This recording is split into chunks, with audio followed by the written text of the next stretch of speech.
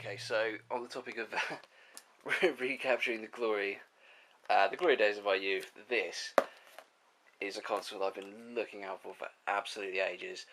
It's never really in the price range of what I want to pay for it, but this one was, and it comes bundled with some stuff as well. A couple of games. I'll give you a quick rundown. When I was a kid, the first console I had was a Spectrum. I guess you call that a computer. I don't know if there's a console. I don't think it is. Spectrum ZX. I didn't like it then, and I still don't like it now. I really don't enjoy things that are that primitive. Not to say there's not something to be said about them, and that they're good, but they're just not for me.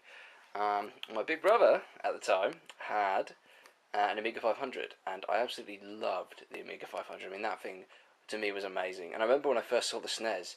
The SNES didn't impress me as much as other people because to me it just looked just like a console version of the Amiga 500. Graphically, when the SNES first came about, it wasn't a lot different.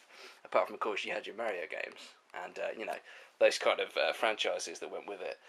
So, in the mid 90s, I think about 1994, 93. In fact, it could probably be before then.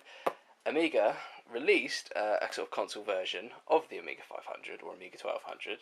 And, well, basically this is it. So let's have a look here. I'll get the games out, we'll check those in a minute. It's the console that I really want to look at. So, right, let's get that there. Unfortunately, more cutting involved. Just joy. Let me get the scissors. I figure a lot of you guys who watch these videos, my videos in particular, with sort of strange consoles I pick up, will already know what this is, just by what I said a minute ago. Look at that. Like I say, this is something I've been after for so long. I remember when I was a kid, in fact, I saw this in the shops. It was around about the time the 3DO was out and the Philips CDI, so there were just CD-based games consoles everywhere. And, when you were playing the SNES, I loved the SNES. The SNES was brilliant. But, the allure of the CD drive was just, I don't know, it was huge at the time. Every time I saw these CD-based machines, you just kind of thought, wow, what can these things do? What are they capable of compared to the cartridges? As it turned out, most of them were quite poor. But, perception is one thing. So let's get this out. Okay, so here we have the Amiga CD32. Now, there's a lot of videos of these on YouTube. But, like I say, I've been wanting to get one for so long. Look at that thing. It's pretty good condition as well. Pretty pristine. So let's have a quick rundown at the back here. You got your power switch, some sort of expansion port. I think that's where a floppy disk drive goes. S-video out, and composite, RF, and I don't know what the name of that is, but I think it's similar to one the Mega Drive had. Yeah, this looks really good. Headphone socket, volume. These are the kind of features you always had on these CD-based consoles at the time. Kind of like the JVC-Xi actually, which is another. This is a really unique console, which I'll just show you quickly. Which is basically a Mega CD or Sega CD, whatever you call it. Again, similar outputs. But yeah, so I mean, at that time there were just an absolute abundance of CD-based consoles, including this Panasonic 3DO. Another console which I really like actually. I think it's quite underrated. And of course, inevitably, this one came out and conquered them all, the Sony PlayStation. But I think that's my CD-based consoles. Yeah. Okay, just to give the visual rundown, the Saturn and the Neo Geo CD. But return to this, the Amiga 32, CD32. So let's check what we got with this. It shit with a lot of stuff, but considering the price I got it for, it's pretty good. So the battery pack, which is now this thing's absolutely enormous. It's not stuck in the bag though. Look at that thing. Now that is a battery pack. Look at that. On the actual Amiga. That thing's huge. Also explains.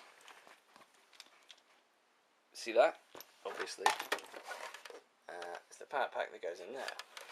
So that's that little mystery cleared up. So let's see what I got with it. Amiga CD magazine. I mean, that was a short running publication. CD32 Gamer. Amiga CD32 Degeneration. I imagine that's the actual game. CD32 Gamer again. Let's have a look at this. This is kind of cool. Tower Assault, exclusive new level. Demo Super Stardust. Hopefully there's some really good demos on these. Cannon Fodder demo. Oh, Fire and Ice. Now that was a wonderful platformer. and the Chaos Engine. And see, these are all games that I really want to get for this console. So, you know, even though they're only demo discs, it's almost better for me to get all these demos because I can just try the games out before I buy them online, which is really cool. So yeah, look, 1, 2, 3, 4, 5, 6. So 5 demo discs and Diggers. I'm not 100% sure what that is. I mean, you know, I haven't heard any of these games. Simon the Sorcerer, that looks to be, I don't know, the cover almost looks photocopied. That's another game. Or is it another game? Full talkie soundtrack. And that's how you market your games. Looks to be a point-and-click adventure, hence the full talkie soundtrack. And we have some more discs. I don't think any of these are games. CD Gamer 32, CD Gamer 32, and CD Gamer 32.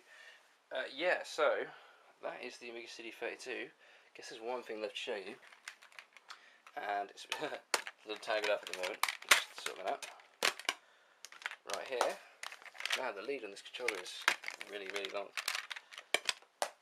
That is the controller, and it's kind of weird looking, like a boomerang shape. Feels okay. I think it's ergonomically. I think it's ergonomically fit, to say the least. It feels kind of awkward. But something I've heard about this console, which is kind of unique. In fact, you know what? It isn't unique.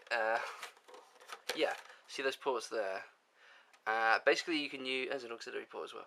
Basically, you can use Mega Drive controllers on this, or any controllers that use that amount of pins. So, you know, amidst all my consoles, I've got plenty of things I can use. So that's certainly exciting. I'm hoping, because there's 6 buttons on this, I'm hoping my 6-button Mega Drive controller will work with it and allow me to, you know, play some fighters on it, provided this console actually has any fighters. I imagine it does. But yeah, the sort of games I'm looking out for are the ones that are on the Amiga 500, like Lotus Esprit Turbo Challenge. I think they did a 3-in-1 disc for this, which I'll definitely be going after. Looks really exciting. God, I can't remember. So many great Amiga games.